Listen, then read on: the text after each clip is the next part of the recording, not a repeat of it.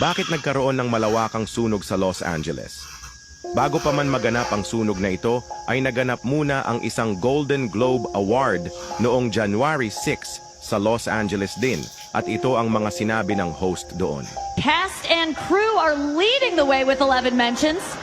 Moms are holding strong with 3 shout-outs. God, creator of the universe, 0 mentions.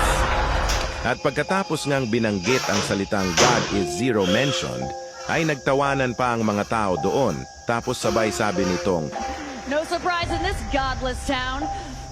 at pagkatapos nga lang ng ilang mga araw, ay naganap na ang malawakang sunog sa bayan ng Los Angeles na kung saan ay patuloy itong lumalaki at lumalawak ang apoy kahit na pilit pa nila itong inaapula, kung saan ay aabot na sa 200,000 na pamilya na ang naapektuhan.